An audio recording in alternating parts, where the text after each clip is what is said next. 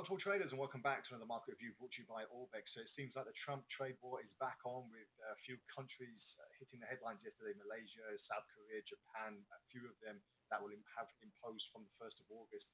A few more, well, a bit of an increase in trade tariffs to America, and this had led to a $30 pop on gold in yesterday's session, with not too much of a rally on gold, but it has actually moved away from the 3,300 area, which is quite important for bulls, because they're hoping for another rally to the upside and hoping to progressively keep away from that particular area, even though we dived below it a few sessions ago. So what does this mean? Does it mean that the trade wars are back on? And who is next in the line of sight for Donald Trump as well?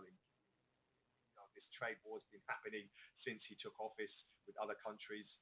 Will it keep on going around the world? We'll have to wait and see. So let's just take a quick look on gold on the intraday at the moment. Like I said, we're at roughly about a $30 to $40 jump in yesterday's session, but hasn't really made too many headlines, consolidating slightly now on the intraday. But if you look a few weeks ago, we did see at the back end of June fall below roughly around 32.70. So that was nicely handled. Now we're just kind of treading water above 3,300, because it is such a psychological zone, that price action. If it does break and confirms it, then we could see quite a move lower. But obviously, we'll wait and see if that does happen. On the flip side, dollar was doing quite well in the last few sessions, but it's taken a bit of a back step. We'll look on the index charts shortly. But where do you see gold going at the moment? As I said, if we can just stay afloat of this 3,300 area, then price action can. The majority of traders that I'm speaking to and economists are saying that we will probably have a nice, easy move higher as we go into the third quarter now, imagine, of the year, second half of the year. RSI not telling us too much, going in the same directions as the prices, and now into the neutral zone, which doesn't really give us too much to sink our teeth into. But obviously, things can change in a matter of moments, so we'll keep an eye on that for sure. On the DXY, the dollar, since we crashed through the $100 area, we are trying to maintain an upward bias, but it's been very, very disinvigorated. We're seeing now that price action is falling lower.